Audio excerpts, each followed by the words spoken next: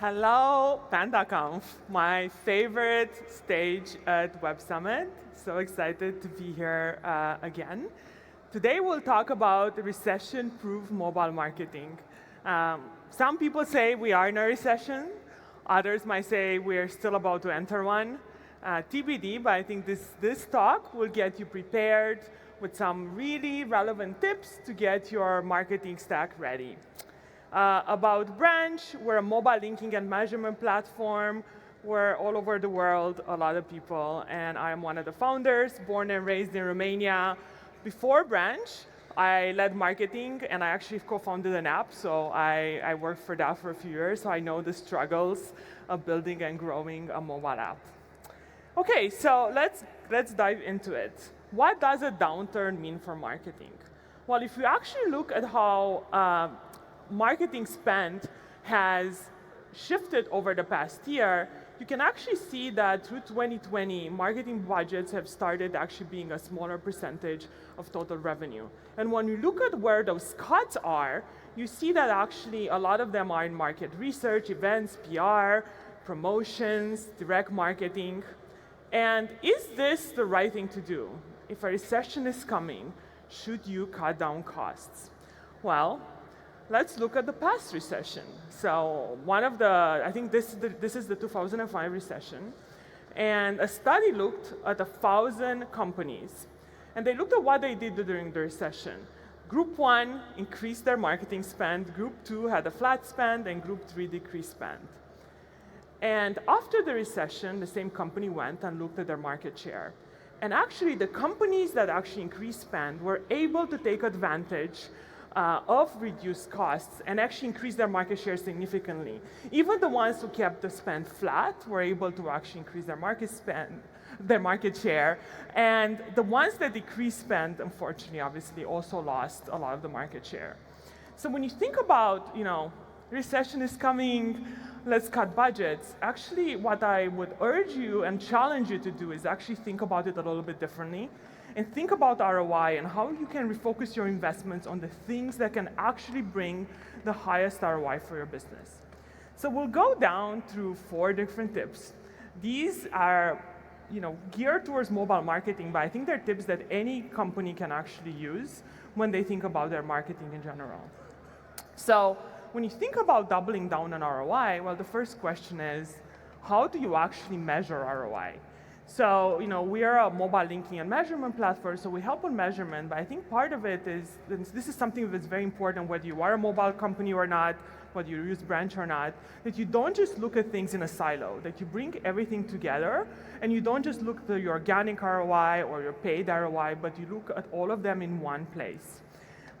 When you actually have a source of truth for all your channels, and you can actually compare everything that you're doing in one, you can actually see really big differences. So we did an analysis of a few hundred companies that were using Branch links for both ads, email, smart banners on their website, referrals, and we actually looked at the click to conversion ratio, the click to install ratio, and we saw that actually it was very different depending on channel, and actually referrals and the organic had much higher click to install ratios.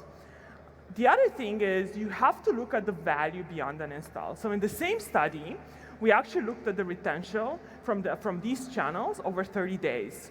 And what we saw that things like smart banners on your website or referrals have a much higher retention than ads.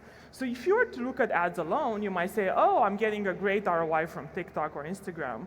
But does that actually make sense when you compare it with other things you can do outside of just paid? I think the other thing that's really important here is to really look at and use cohort analysis. And basically looking at different cohorts over time and understanding how are they purchasing, how are they being retained, how are they engaging with your app, and did it make sense to actually purchase them or work or put your effort into building a referral program.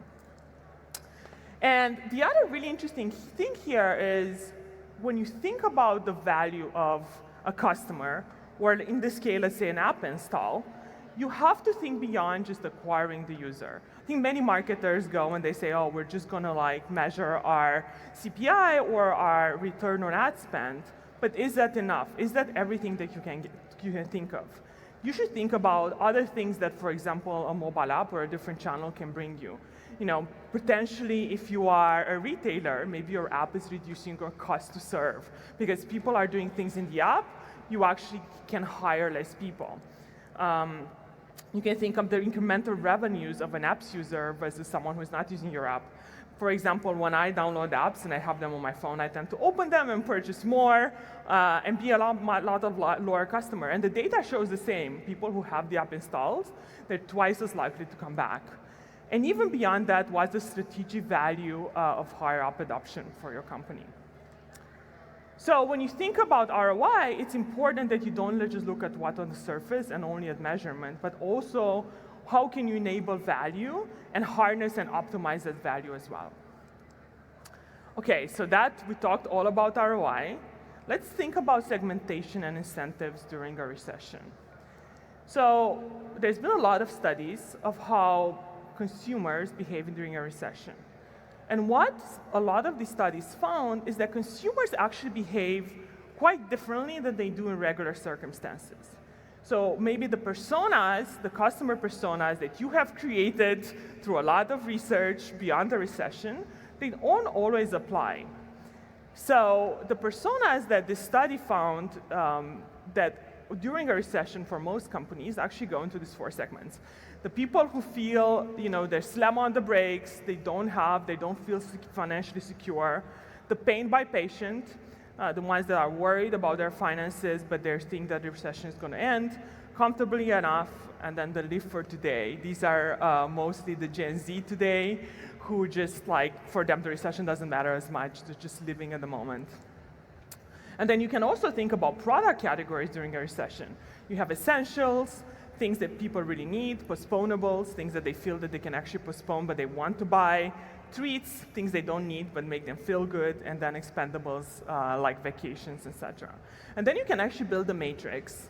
And I'm not going to go through each type of customer and each matrix, but if you download my slides at the end, I actually have an appendix with every type of customer and every type of product.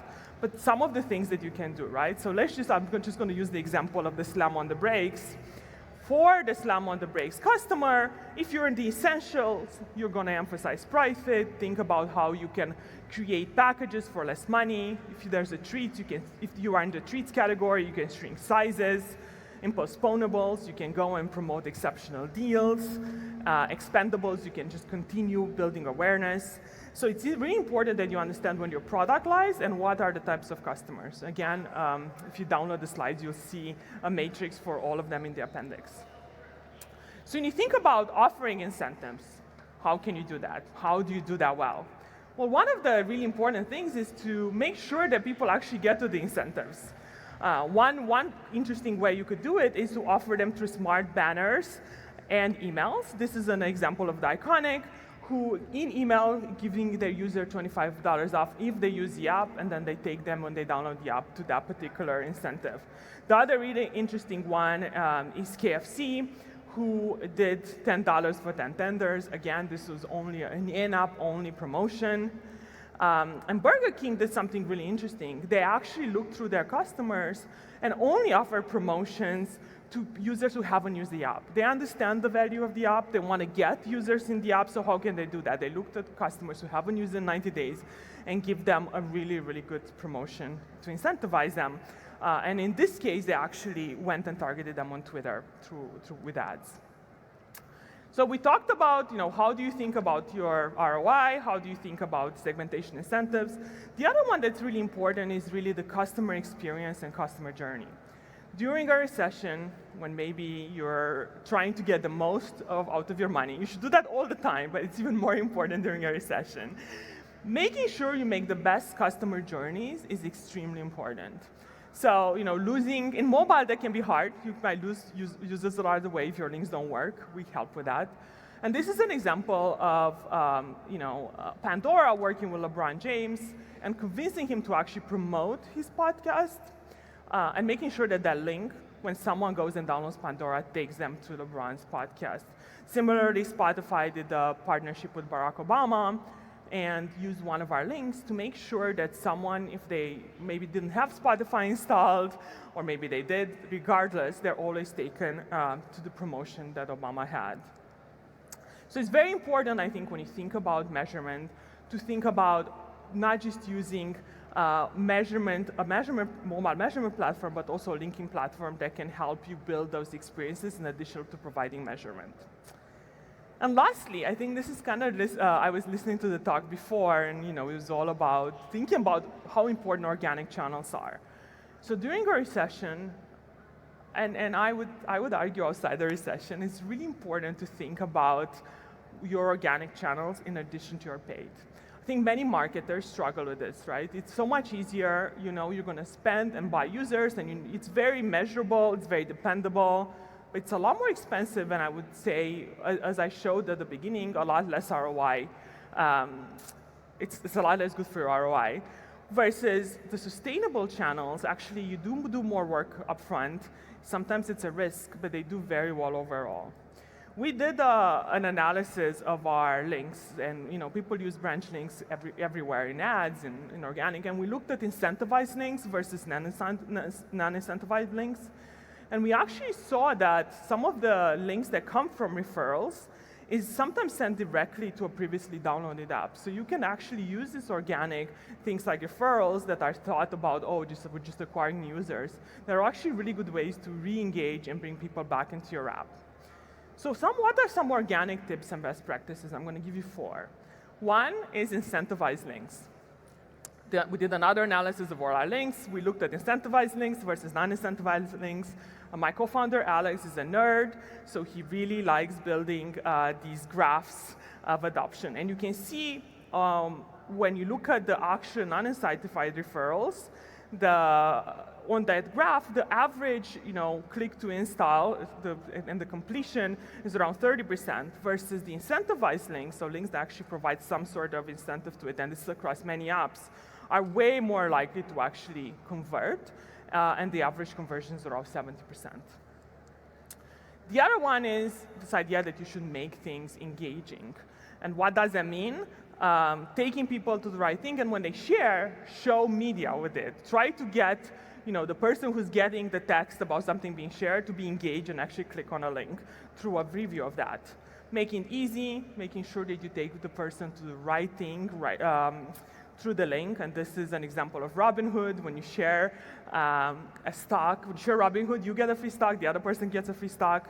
You want to make sure that they go to that page when they go and download the app for the first time. And then relevant. This is an example of Yelp.